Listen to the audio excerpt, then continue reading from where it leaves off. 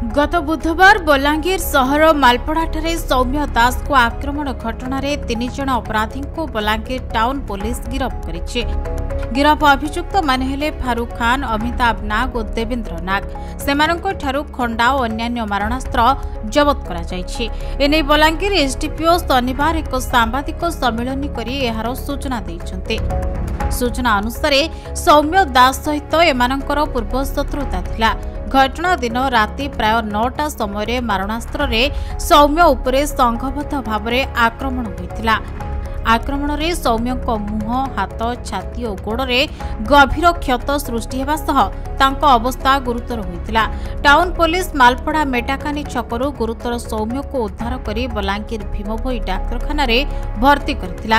एने सौम्यर मां टाउन थाना रे लिखित अभियोग करबा परे पुलिस घटनार तदंत करुथबा बेले शनिवार 3 जन को गिरफ करिछि। गत 23 तारिख दिन मालपड़ार सुकांती दास मालपड़ा से गोटे अभियोग आनी पुओ सौम्यरंजन दास को किसी दुर्वृत्त तलवार बैटन ये सब आक्रमण कर मरणात्मक आक्रमण करते तो मेटाकानी पाखे ये घटनाटा होता तो से आधार आमर टाउन थाना गोटे केस होता।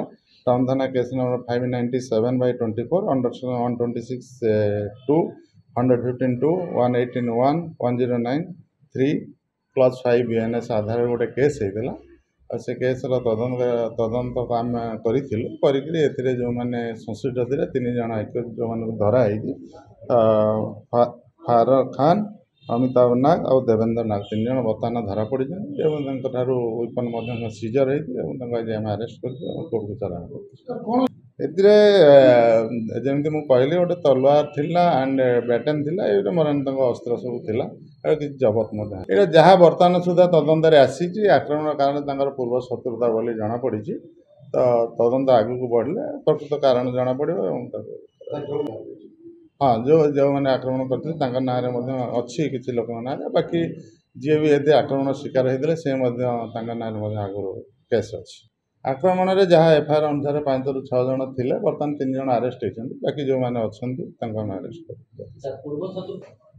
बर्तमान यहाँ तो पर्सनाल शत्रुता थिला जहाँ बर्तमान इन्वेस्टिगेशन अच्छी आटा बर्तमान एति आसी। बलांगीर गुप्तेश्वर पृष्टि रिपोर्ट खबर ओडिशा।